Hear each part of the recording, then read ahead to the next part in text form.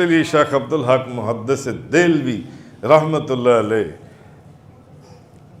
مدارج النبوت کے مقدمے کے اندر پہلے صفحے کے اوپر جہاں سے مدارج النبوت کی ابتدا کرتے ہیں آپ لکھتے ہیں هو الاول والآخر والظاہر والباطن وهو بكل شيء علیم۔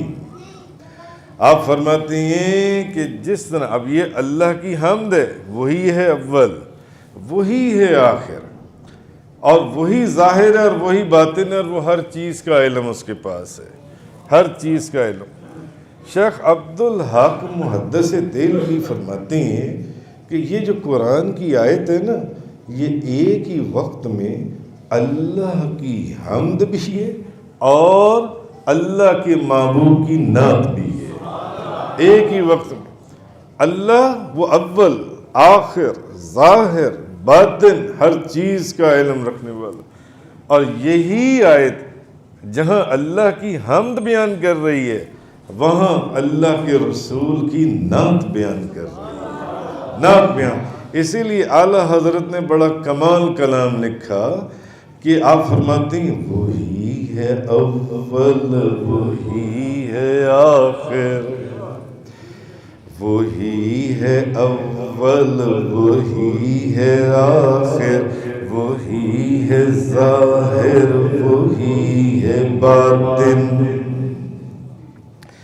وہی ہے اول، وہی ہے آخر، وہی ہے ظاہر،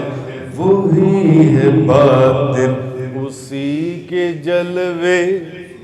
معراج کی رات، اسی کے جلوے، اسی سے ملنے، اسی سے اس کی طرف گئے تھے، اسی سے اس کی طرف گئے تھے۔ یہ راز و نیاز کی باتیں ہیں کہ اعلیٰ حضرت پتہ نہیں ان باتوں کے اندر کیا فرما گئے۔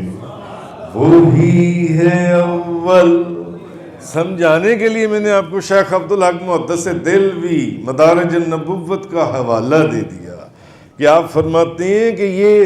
آیت ایک ہی وقت میں اللہ کی حمد بھی ہے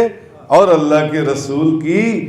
نعت بھی ہے، جس کو اعلیٰ حضرت نے اپنے اشعار میں نعت کے اندر اشارتاً فرمایا وہی ہے اول، وہی ہے آخر، وہی ہے ظاہر، وہی ہے باطن، اسی کے جلوے، اسی سے ملنے، اسی سے اس کی طرف گئے تھے، اسی سے اس کی طرف گئے تھے۔